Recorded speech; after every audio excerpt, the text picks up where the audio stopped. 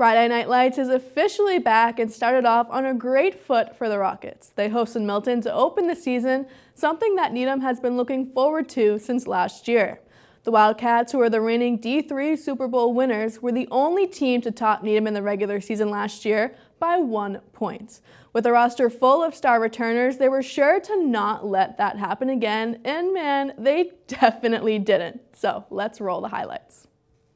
To Memorial we go as the Rockets take the field for the first time in 2024, picking things up with 7th play in the first. Patrick Collins dropping back. Will McDonald gets to him, pokes the ball loose, and the Rockets recover their first turnover early in this one thanks to McDonald.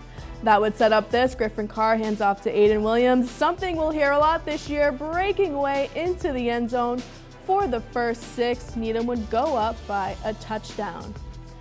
Ending the first quarter, Rockets back in the red zone. Again, it's Williams, forces his way in, his second Teddy of the day. It's a 14-zip lead after 1.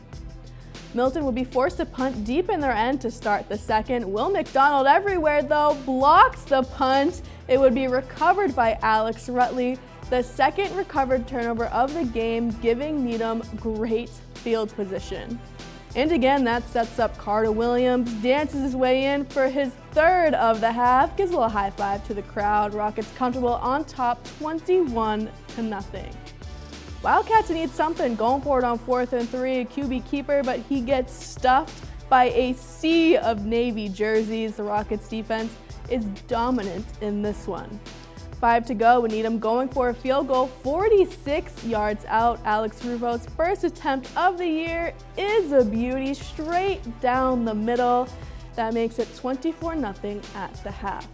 Early in the third, this time it's McDonald and Williams both pressuring. Will, though, gets the credit for the sack. Collins definitely waking up sore the next day after today. The second half would be mainly all defense as neither team would score. Wildcats going for it again on 4th and 2 inside the Needham 15, and they go absolutely nowhere. The Rockets shut out Milton in the first game of the season, taking the win 24-0. The Needham defense would finish the game with 5 sacks, 2 fumble recoveries, and a blocked punt. Aiden Williams led the offense in the first half with 8 carries for 47 yards and all 3 touchdowns.